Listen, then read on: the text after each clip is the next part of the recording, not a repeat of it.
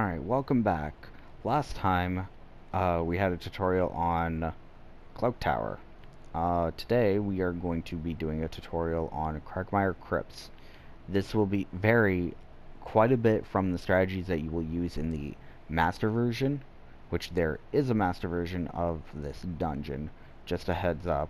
I believe it's further down. We will not be doing the master version at this time. We will instead be doing the regular version. Cragmire Crypts is a level 19 plus dungeon, only requires 3 people. Again, I am running with 2 Hunter Rangers and myself. And without further ado, we will go ahead and jump straight into the dungeon. Okay, Cragmire Crypts is kind of renowned for being the trap dungeon. So if you're not immune to traps, or you don't have a crap ton of injury kits, I don't recommend coming to this dungeon very often. Alright, this dungeon is pretty straightforward for the most part. It goes straight in. There will be lots of enemies and traps. So again, we are massively overpowered for this dungeon, but again, you also have to watch out for those traps, because those will be the major contributing factors of what will defeat us. Alright? Okay, first things first, we gotta kill all the enemies before opening up this door. And then kill these few enemies to light our first switch. So the switches are kind of important to proceed through the dungeon. So we're gonna have to come back to this spot here in a few minutes. But you light that one, then you have to go all the way down here. Please be aware that there are traps right there and there. And enemies can hit traps. I just kind of avoid them. Again, you have to kill all these enemies before opening up this door. Kill all these enemies before you can even get to this. It's kind of a repetitive thing where you have to clear out enemies repeatedly to do certain things. Alright, lit the torch. More enemies spawn behind you. And then you should also get a Hexter. Yep, right on cue. And then you have to walk all the way back to where you first lit the torch to come this way. Go ahead, take care of that. And there will be an additional torch to touch. This should open up the door. And you'll have more enemies. Alright, some key notes in this room is that there are no additional enemies hiding off in the shadows, and you just have to flip the switch. Alright, so nothing really exciting in here, unfortunately.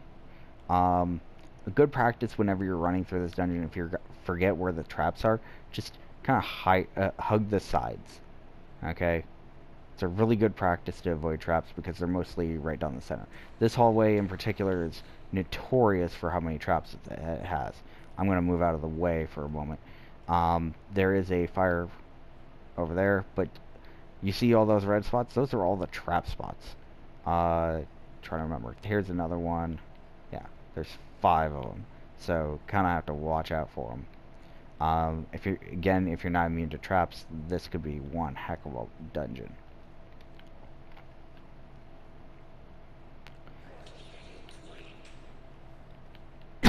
Ooh, sorry. There's a religion kit here if you want it. Generally, you'd want to skip over it. Simply because if you don't have the right thing for it, you don't want to bother with it. Or, since this is such a low level area, advanced players probably will not want them. But if you are the right class, that means a cleric or a paladin, go ahead and open it if you want. I'm going to pass on it because I don't need anything at this point.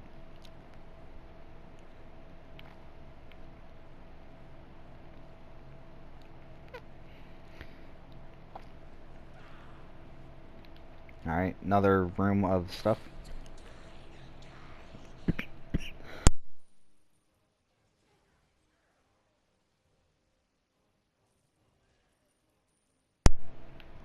Okay, so you can open up this treasure chest if you want. Key note here is there is shrouded areas over here with additional enemies and a religion kit. Nothing over there. Usually more enemies just spawn there. You can talk to this guy if you want. It's not really necessary for anything. So again, there are more traps around here. So there's one right here. Please don't push it because there's that. Somebody pushed it. Okay. And then there's one right here.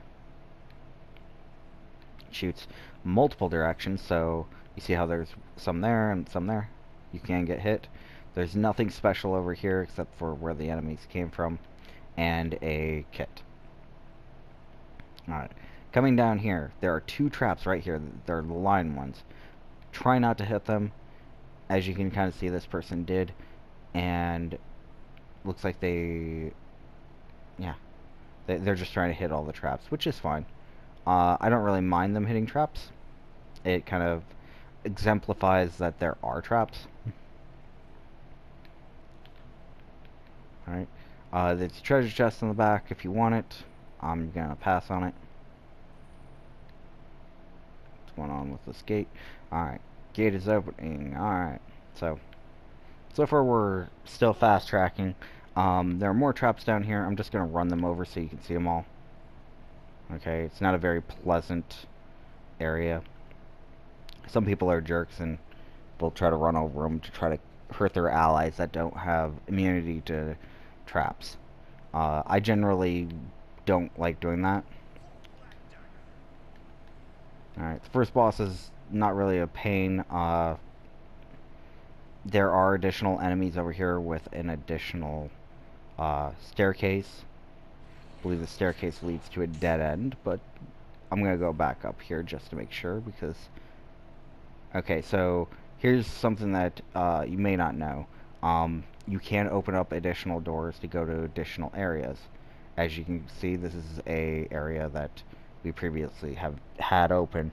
If you die, or are having trouble with the prospect of dying, you can open that up for a shortcut.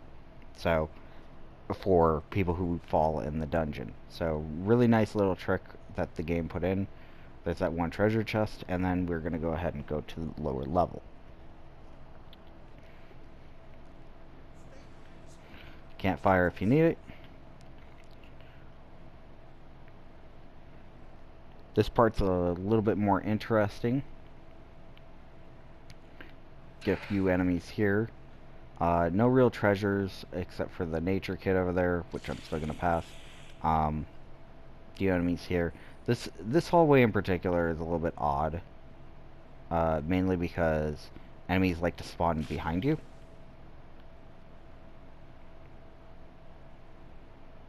Enemies are here in this room. This is another one of those weird rooms where you can do more for people who spawn.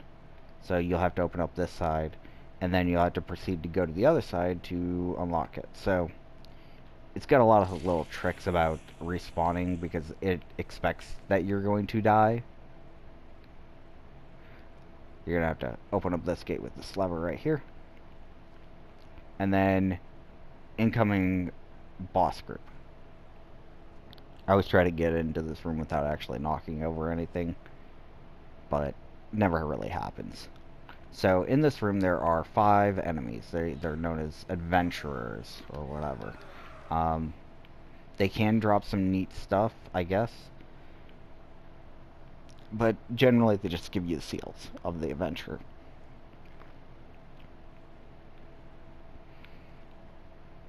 Alright. Once you're through, just need to take out a few enemies in this room. Mind you, this will be a lot harder. I know I'm making this a lot easier, or look a lot easier than what it actually is. I'm just collecting whatever and butchering enemies. Just a heads up, I am massively overpowered for this dungeon. As I mentioned, if you're going to want to run any type of builds for this, I highly recommend the Smite, Templar's Wrath, and anything that deals damage straight out.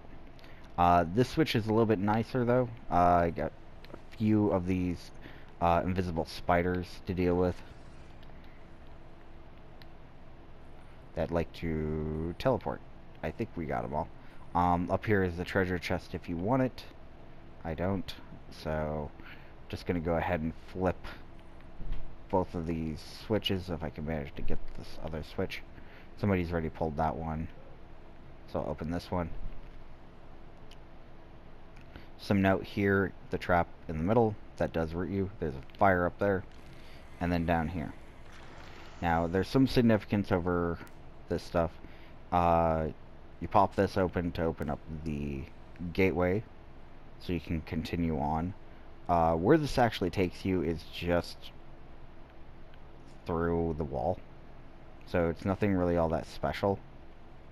Kill the enemies if you want. I think it's kind of mandatory to hit the switch.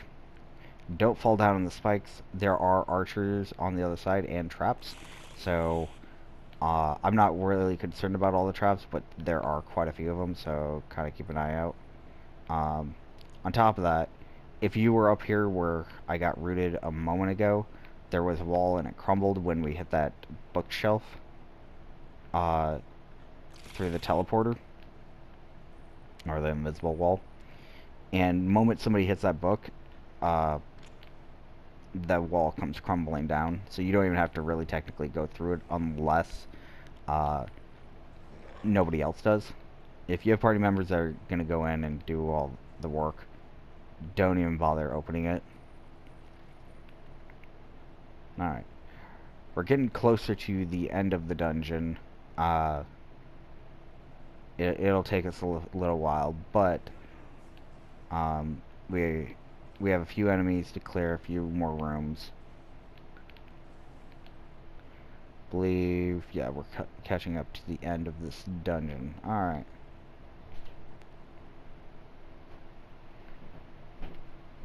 So these were spikes. Previously in builds you could get the boss to go through the door and kill him on the spikes. Very useful in master dungeons. Since this is not a master dungeon, you don't have to really concern yourself with it. And they haven't had that for a while. Okay, so fighting him has a few different ways that you can do it.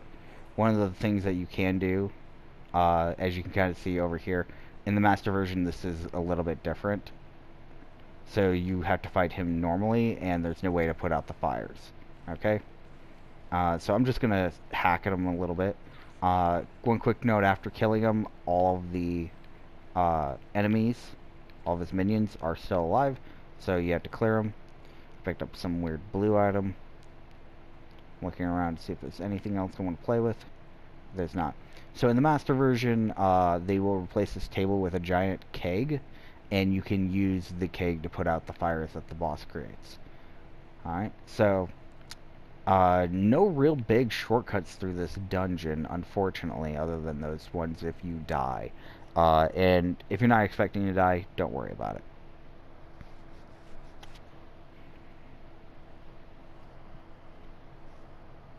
And that was Cragmire Crypts, pretty much in a nutshell.